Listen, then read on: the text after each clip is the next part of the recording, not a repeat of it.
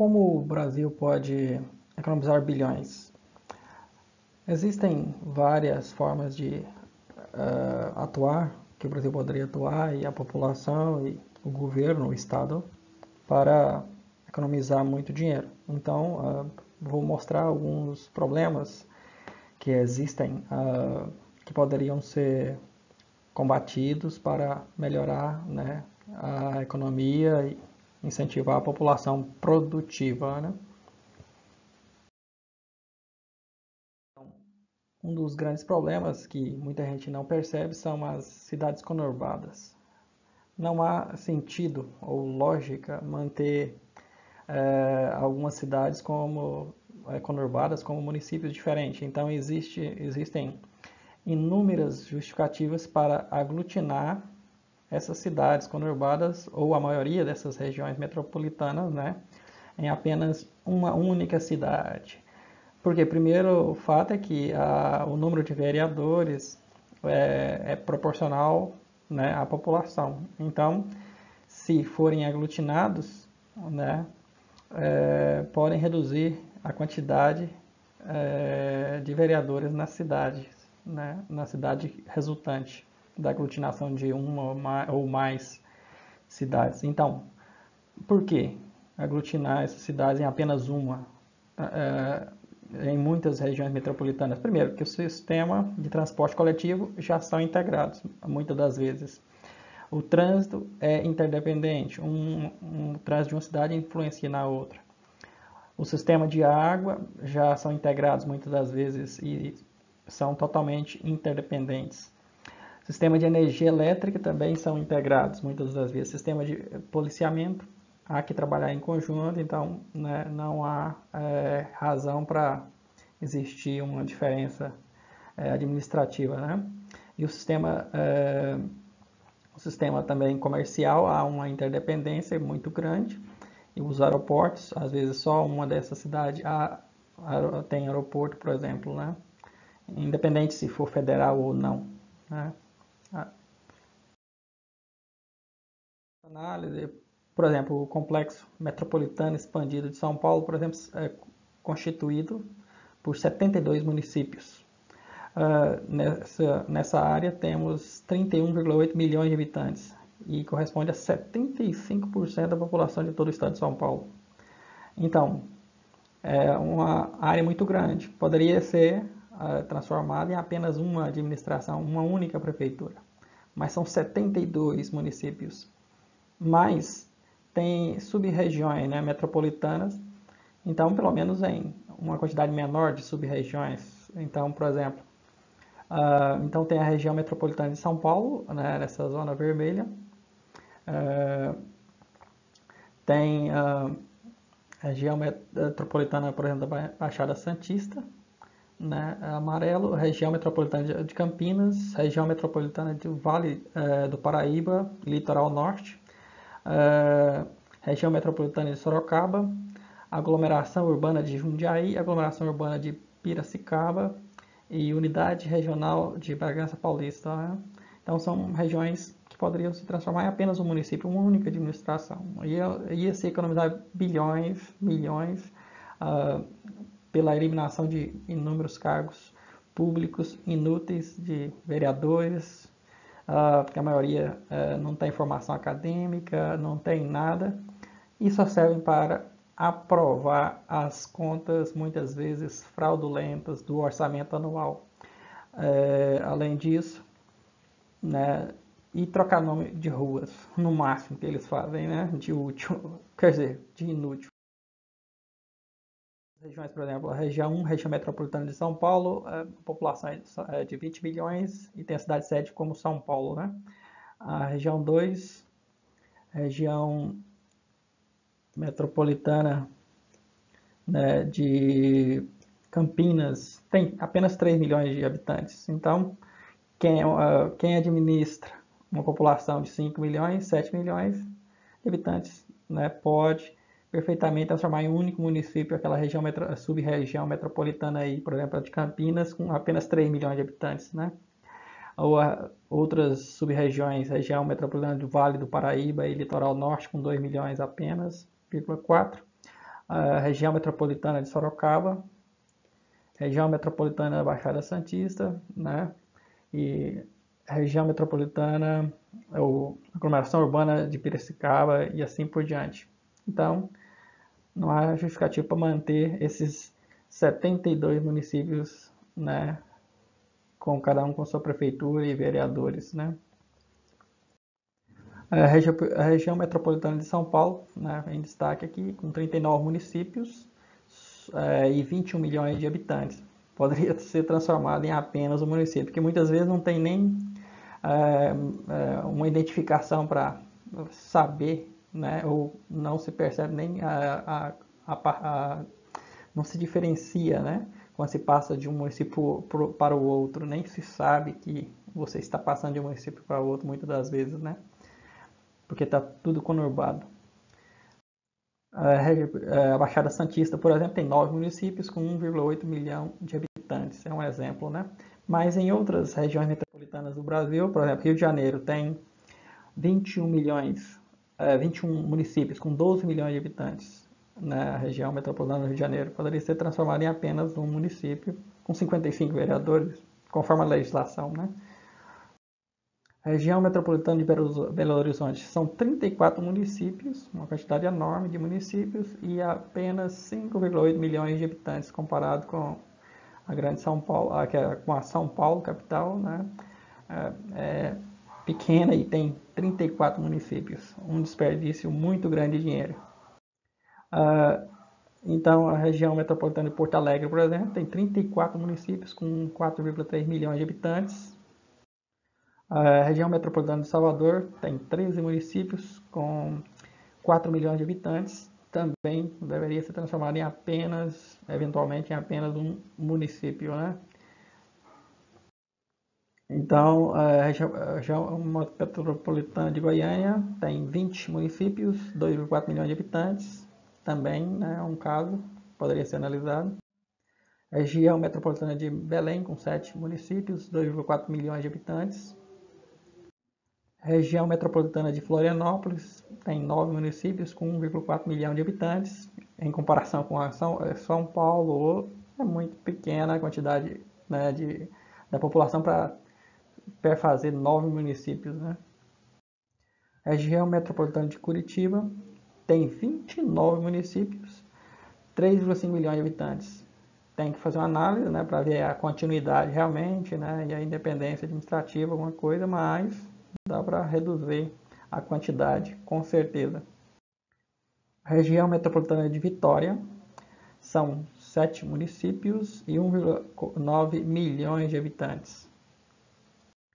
A região metropolitana de Palmas tem 16 municípios e apenas 455 mil habitantes. A região metropolitana do Vale do Rio Cuiabá são 4 municípios e apenas 900 mil habitantes. A região metropolitana de São Luís, 6 municípios e apenas 1,5 milhão de habitantes. A região metropolitana de Manaus são apenas 9 municípios com 2,5 milhões de habitantes. A região metropolitana de Fortaleza são 19 municípios, 4 milhões de habitantes apenas. A região metropolitana de Aracaju são apenas 4 municípios e 900 mil habitantes apenas. A região metropolitana de Maceió, 1,3 milhão de habitantes, 14 municípios. Região metropolitana de João Pessoa, 12 municípios, 1,3 milhões de habitantes. Região metropolitana de Recife, 14 municípios, 3,9 milhões de habitantes. Região metropolitana de Natal, são 14 municípios, 1,6 milhão de habitantes. Região Integrada de Desenvolvimento da Grande Teresina, né, que faz divisa com o Maranhão. Creio que há alguns municípios integrados nessa região, do lado do estado do Maranhão. Então, poderia passar essa parte para o estado do Piauí e fazer apenas um município, 15 municípios nessa região e apenas 1,2 milhão de habitantes. A região metropolitana de Macapá são 3 municípios, 610 mil habitantes. Aqui a continuidade está pequena.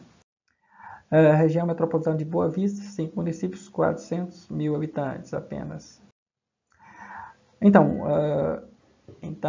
há esse problema de municípios conurbados, que há um gasto enorme, inútil, né? Então, não podemos esquecer dos canalhas dos municípios, o problema não é somente federal. E também há os municípios muito pequenos que não justifica ou não tem renda suficiente para se manter. Então, deveriam ser aglutinados e passados para outros municípios, né? E a administração é eliminada daquele município, né? Mantendo só a infraestrutura, né? Mas sem Câmara Municipal e esses gastos inúteis para aprovar leis inúteis. Então, dos municípios pequenos, né, segundo o IBGE, né, divulgou em 2017, poucos dias atrás, que a população, né, residente nos 5.570 municípios do Brasil, né, ou seja, tem uma quantidade enorme de municípios, muito grande essa quantidade, e muitos deveriam ser eliminados, porque são altamente deficitários, né, e tem 63 mil vagas, né, de cargos aí na eleição de 2016. Pode até alterar para 2018, né? Além disso, podemos analisar que desses municípios em 2017, pouco mais da metade da população brasileira, né, 56,5 ou 117 milhões de habitantes, vivem em apenas 5,6% dos municípios, ou 310 municípios, que são aqueles com mais de 100 mil habitantes. Então, municípios com menos de 100 mil habitantes deveriam ser aglutinados a outros municípios maiores, né? Deveria ser essa a regra. Quando eles conseguirem uma população maior, podem, né, pedir, né, legalmente a emancipação, mas se não houver conurbação, claro, né?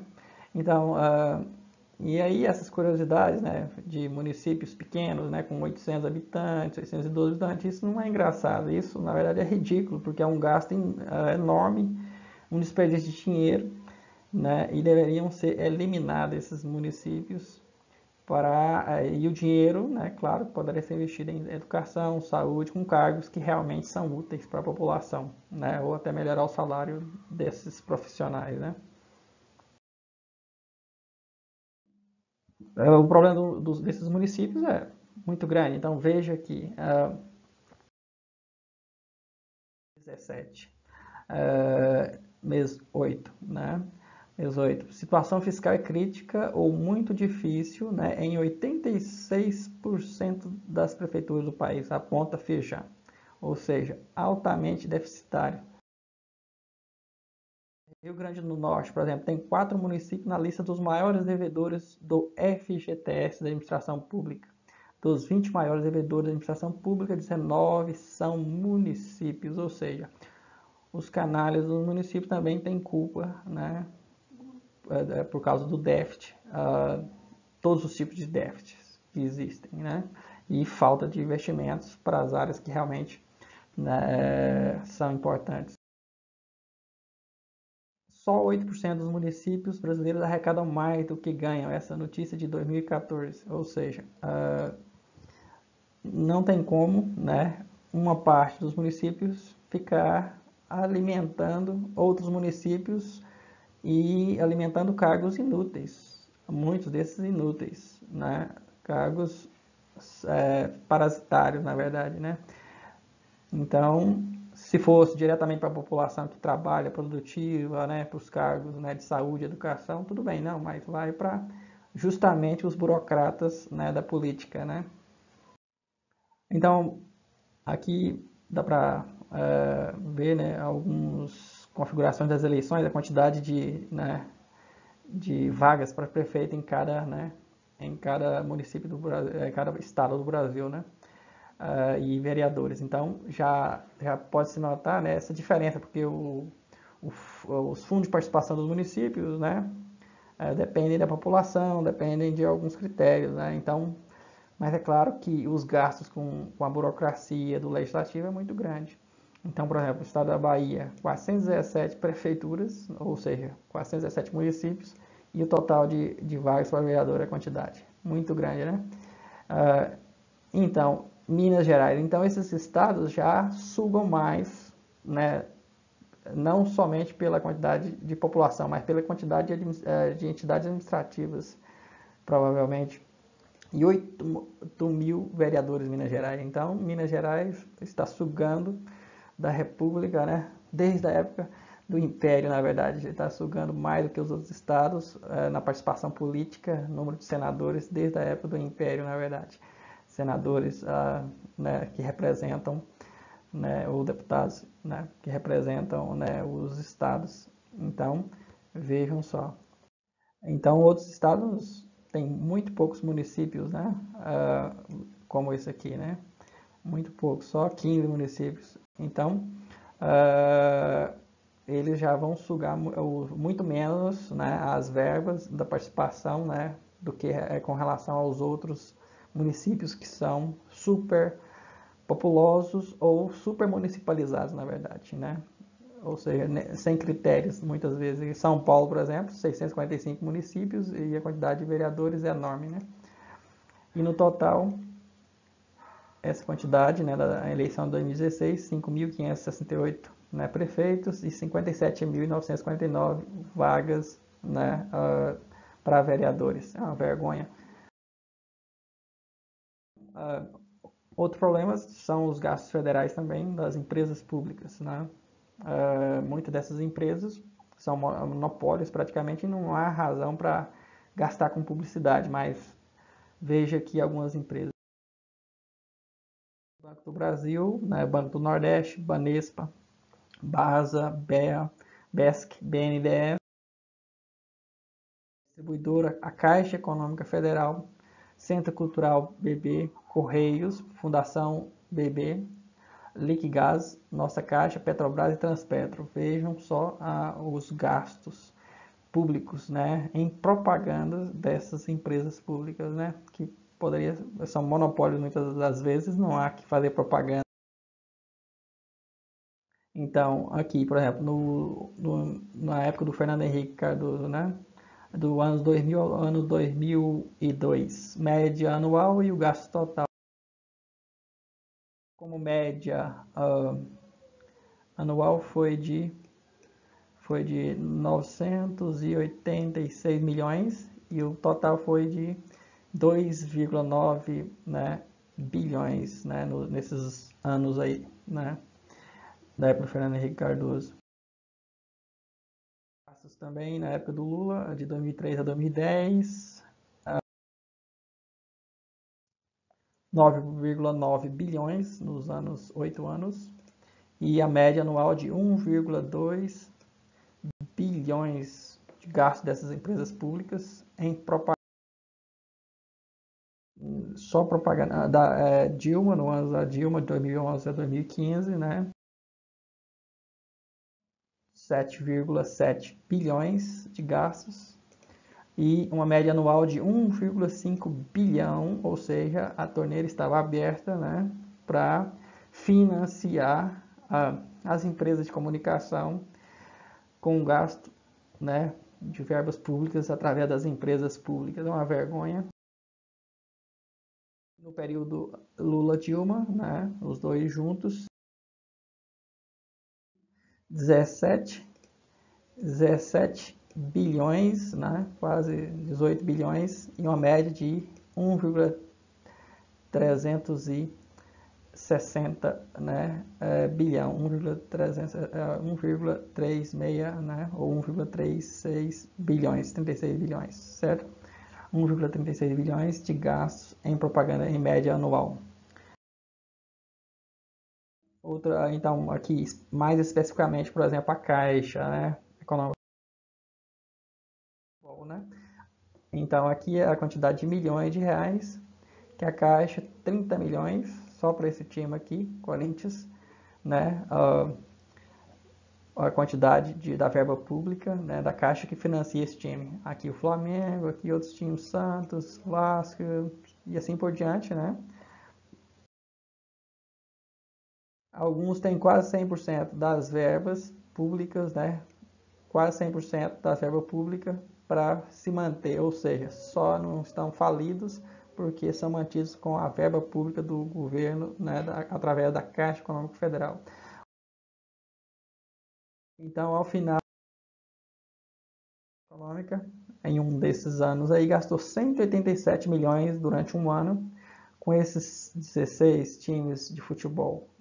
Ou seja, financiou 43% do campeonato, sem contar, né, as permissões públicas, né, para fazer loterias e assim por diante, que são canalizados para essas empresas, né, empresas que tomam emprestados os símbolos nacionais, os símbolos estaduais ou das cidades, nomes, hino, bandeira, e se disfarçam, né, como entidade sem fins lucrativos, né, e enganam a população porque usam os símbolos das regiões, dos estados, o hino, né, as cores, a bandeira, para enganar as pessoas e elas se sentirem de alguma forma obrigadas a financiar esses times através da torcida, né, torcendo e comprando produtos dessas empresas. Não tem lógica torcer por uma empresa, mas é isso que acontece, né? Torcer por uma empresa. Quem vai torcer por uma empresa? Não tem lógica torcer por uma empresa, né? Mas são empresas e as pessoas torcem.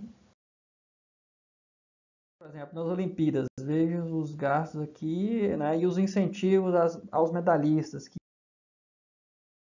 a escola mais participam, né, uh, participam, participam das Olimpíadas, né, gastando dinheiro público. Então, tipo, atletas grupo 1, aqueles que ganham medalha prata, ouro ou bronze, né, nas competições, né, nos mundiais, né, que ganhou essas medalhas, tem um incentivo de 15 mil reais por mês, ou seja, já começa ganhando mais que um professor doutor ou mestre ou, né, numa universidade pública, sendo que alguns desses aí não tem nem 20 anos de idade, nem passou no vestibular na vida, né?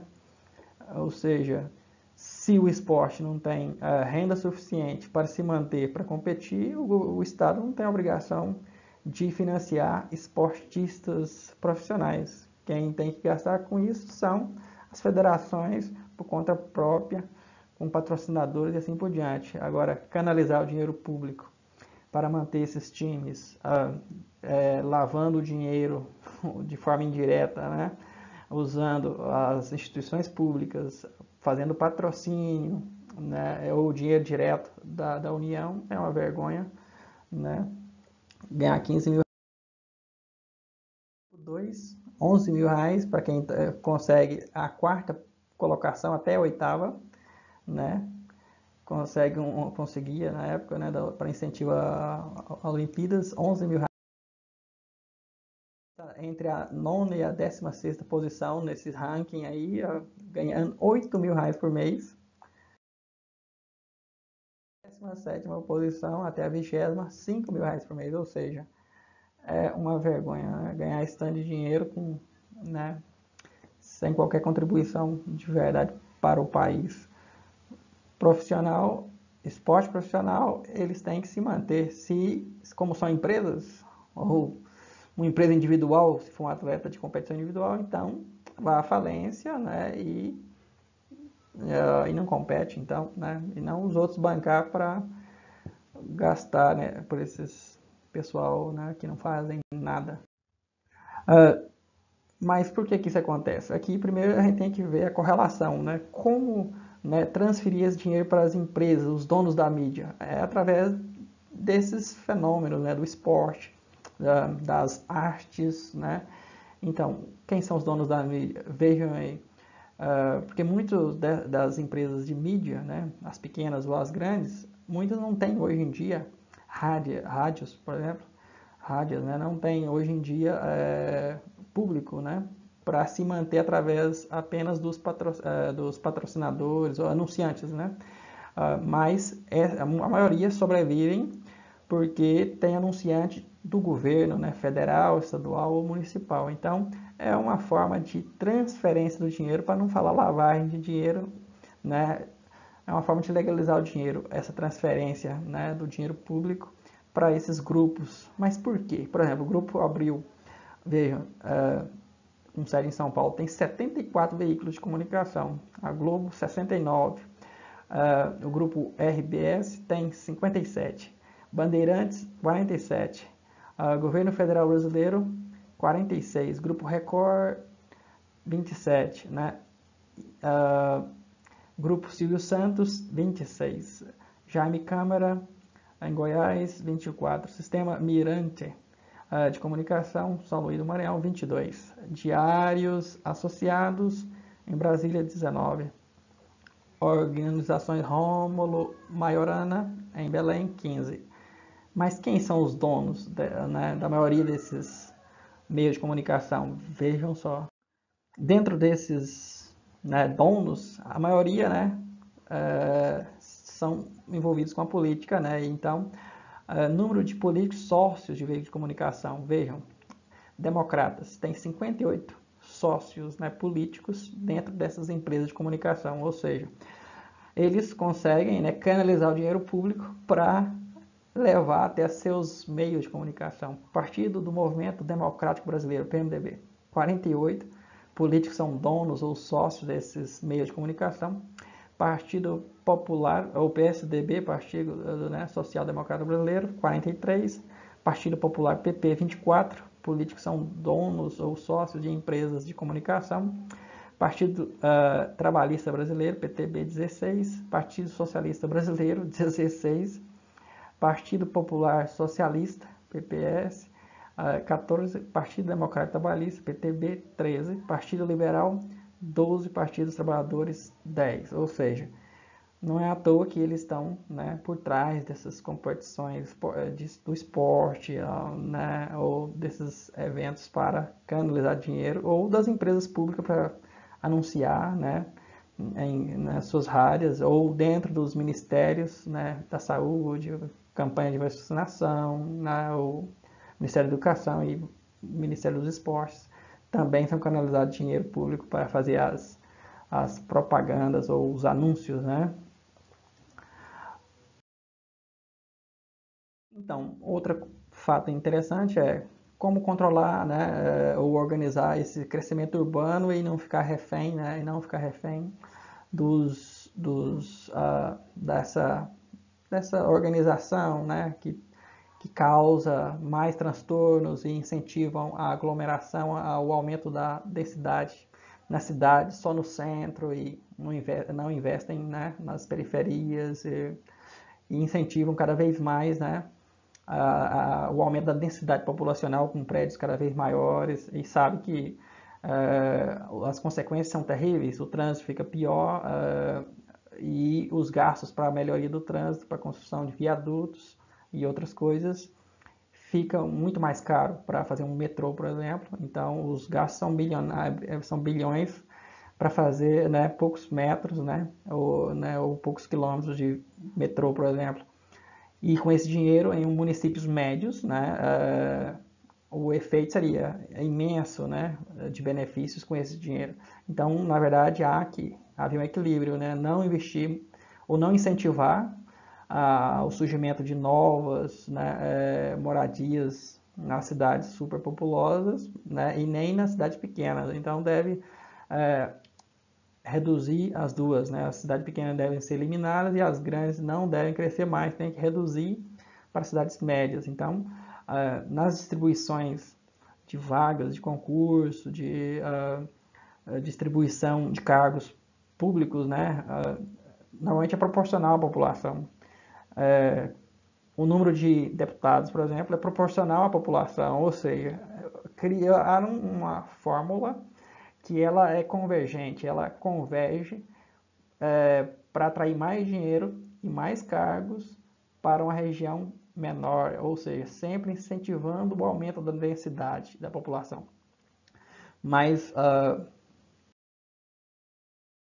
isso acontece, né? Então, por quê? Porque o Estado, por exemplo, e as empresas normalmente investem apenas no centro das cidades. Então, não há um incentivo para essas entidades, construir fora do centro das cidades ou levar os negócios para cidades médias, né?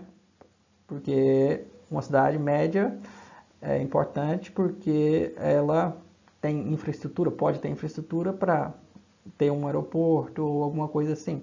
Mas internet, universidade de qualidade. Mas cidade pequena não tem capacidade financeira para ter essas coisas básicas, né? Como aeroporto, internet de qualidade, universidade de qualidade. Então, não adianta investir em cidades pequenas e não adianta investir em cidade grande, né? Muito grande, porque vai causar apenas problemas, né? Para manter os lucros exorbitantes das construtoras, né? E dos especuladores dessas cidades grandes. Então, há que combater isso, né? O governo, por exemplo, em uma época aí aumentou, né, o limite de dinheiro para financiar imóveis, né, de até 750 mil reais. Então, um imóvel de 750 mil reais, financiado por dinheiro público, em uma zona super densa, que tem, né, a capacidade para atingir o valor desse, né? Ou seja, automaticamente as construtoras alteram o valor para adaptar, né, ao novo valor de financiamento e constroem prédios cada vez mais altos e geram inúmeros problemas nessa região, né, impacta muito, né? Então, o governo gera, né, esses problemas também liberando dinheiro, né? E para evitar a explosão da bolha imobiliária, ele libera cada vez mais dinheiro, né, para essas regiões super adensadas, né, muito super densas. Como combater nessa especulação desse modo, né, imobiliária, né, e esse adensamento? Então é necessário investir nas periferias e nas cidades médias, né? Esse é o primeiro passo. Investir em saneamento e asfalto nas zonas menos densas, né? E também há que fiscalizar as construções, né? Também levar os órgãos públicos, escolas para as periferias, né? Das cidades ou nas regiões mais periféricas, né? Para quê? Para atrair o movimento da cidade nessas regiões, reduzindo os congestionamentos no centro, claro, né? Então, e leis para limitar a densidade, né, das construções, né, a densidade populacional, né, nas regiões centrais e, né, da cidade também seria uma boa medida. Assim, então, ao invés de concentrar o dinheiro nas zonas centrais, né, levar o dinheiro nas zonas centrais, é necessário, na verdade, levar o investimento público e privado para, né, as zonas periféricas para evitar esses problemas, porque um viaduto custa muito caro, por exemplo, um exemplo, né? Então, é isso aí. Essas são algumas sugestões, né, para melhorar a vida, né, e a política e a distribuição do dinheiro público. E não podemos esquecer que se o governo federal tem culpa, alguma culpa, os municípios também têm, e não podemos esquecer desses canalhas dos municípios que têm grande parcela da culpa, né, dos déficits orçamentários do governo, né? Temos que fazer essa análise. Então, aqui são algumas fontes bibliográficas de onde eu retirei, né, essas informações. Obrigado.